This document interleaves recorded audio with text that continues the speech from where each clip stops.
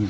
Pessoal, eu quero até trazer um pouquinho aqui também da cobertura do Marcelo Favalli, que está em Buenos Aires, acompanhou todo esse segundo turno, a votação, e vai conversar conosco agora ao vivo para ajudar a incrementar e trazer também mais repertório aqui para o nosso comentarista, para a nossa análise. O que você conta aí nessa primeira noite de Javier Milei eleito? Como que as questões repercutiram por aí e o que você sentiu nas ruas a partir dessa definição, hein, Marcelo Favalli? Bem-vindo.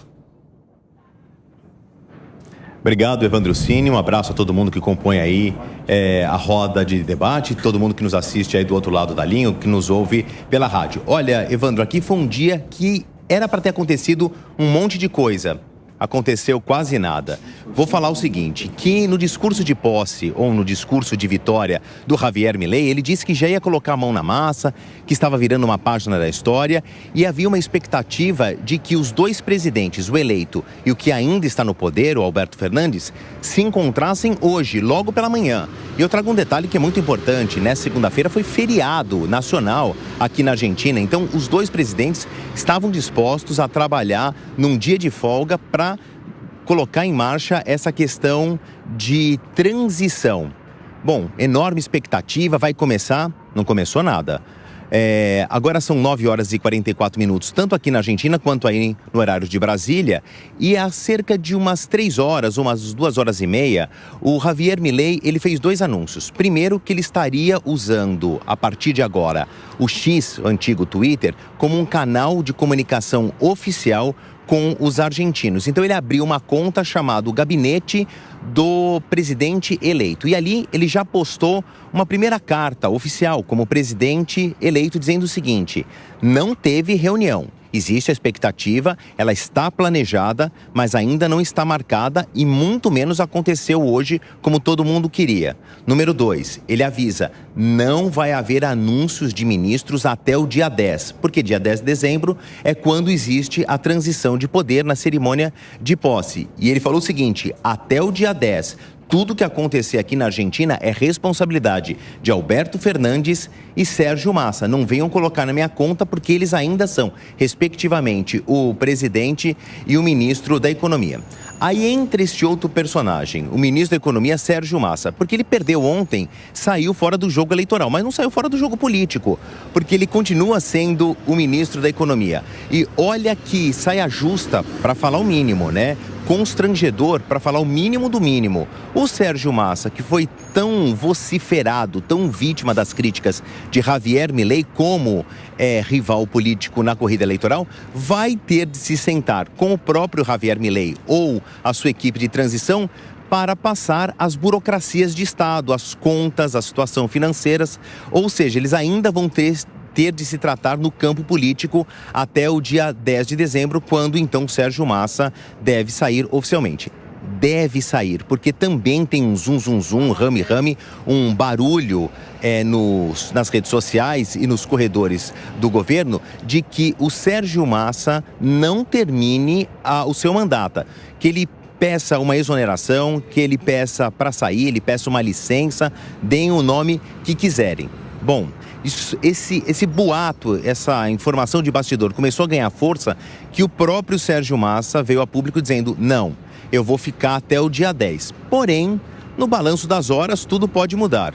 O Sérgio Massa, na verdade, preciso dar o crédito a ele. Ele deu o primeiro passo, ele reuniu a equipe econômica, ele reuniu a sua equipe do ministério e falou, vamos montar um plano de transição para entregar para a equipe do Javier Milei, que não se sabe exatamente quem é o ministro. Existe um nome aqui também muito forte nos corredores políticos e nos bastidores, que é de Emílio Ocampo, que muito provavelmente vai ser o seu ministro da Economia, um dos chamados Chicago Boys. Tem uma formação econômica da Universidade de Chicago, nos Estados Unidos, ou seja, tem um perfil super liberal. Ele é da mesma escola do Paulo Guedes e tem esse apelido, até meio pejorativo aqui no corredor político, né, nos bastidores da economia, de Chicago Boys, porque eram os Chicago Boys que construíram a política econômica do ditador do Chile, me fugiu o nome agora, Pinochet. Pinochet. Augusto Pinochet, desculpe.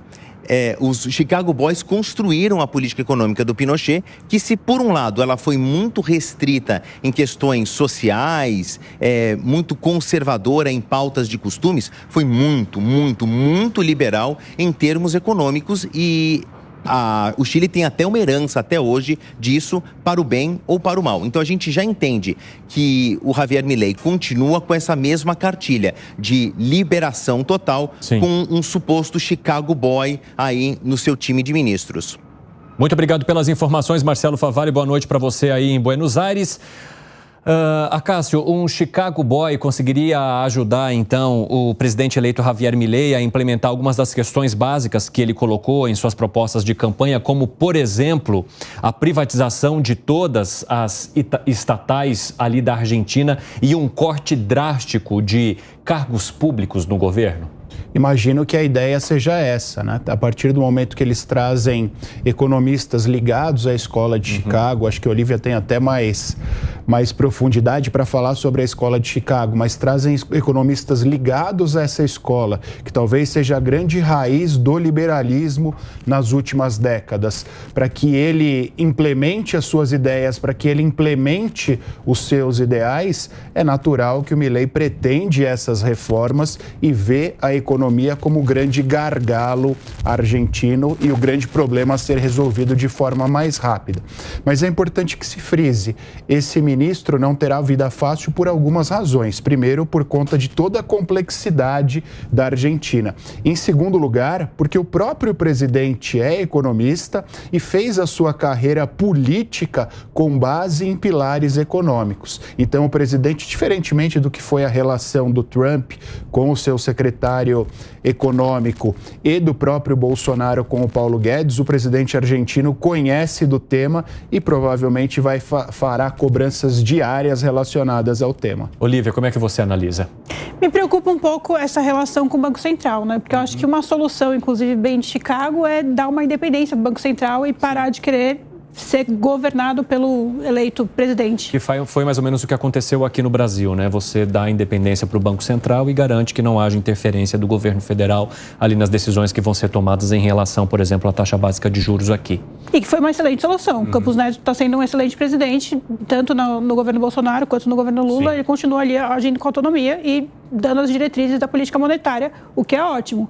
Agora, se o Milei for com essa vontade muito grande de acabar com o Banco Central, de dolarizar e essas pautas monetárias muito fortes, ele vai deixar de lado o que ele devia estar focado, que são as políticas econômicas mais de mercado mesmo, né? De estimular a economia argentina, de gerar emprego, de aumentar a renda da população, que não é tanto a alçada do Banco Central e que ele devia deixar, na minha opinião, mais para um Banco Central independente. E essas privatizações de todas as estatais, você acha viável? Eu acho que não. No caso da Argentina é meio necessário, né? Porque eles estão quebrados, eles não têm de onde tirar dinheiro. Então, eles vão ter que privatizar mesmo para fazer caixa e política, porque não tem de onde tirar. A Argentina está altamente endividada, já deu calote, totalmente dependente da China, dos Estados Unidos, de todo mundo. Não tem de onde tirar dinheiro. Wilson, agora como é que você vê essa questão do governo de transição? Uma questão que me chamou a atenção foi o fato de o governo que está no poder agora se colocar bastante à disposição de Javier Milei para fazer a transição, para informar o que está acontecendo e já montar um gabinete. Havia uma reunião programada para hoje que acabou não se confirmando por conta de compromissos, de questões de agenda, mas enfim, já houve uma sinalização do governo que está atualmente no poder. Isso de alguma forma pode facilitar algo nessa entrada, já que Javier Milei assume poder no dia 10 de dezembro na Argentina? Facilita, é uma forma republicana de fazer política, né? Importante essa sinalização também do Sérgio Massa, que demonstrou que campanha é campanha, governo é outro sentimento. E o Javier Milei e a sua equipe têm facilidade, a vida deles fica mais fácil de entender o dia a dia, de como a máquina está funcionando. Resolve isso? Não resolve. As coisas só acontecem quando você senta na cadeira. Eu já trabalhei em governo, muitas vezes você faz a transição e a hora que você senta na cadeira, você tem a caneta, você fala assim, o Cássio também já trabalhou em governo. Claro que senta, a realidade é totalmente diferente. Porque muitas vezes na transição também, as pessoas trazem as boas notícias e os bons projetos. Mas quando você chega a fundo, não é a realidade, é outra. E ele vai encontrar uma realidade difícil de se encontrar em 10 dias ou 15 dias. Ele vai encontrar 150% de juros, de juros não, de inflação, mais de 130%. A gente reclama aqui de 12% de juros anual, lá é 130%, 133%. Então, em 15 dias, a realidade só vai vir à tona depois que eles estiverem sentado na cadeira e com a caneta na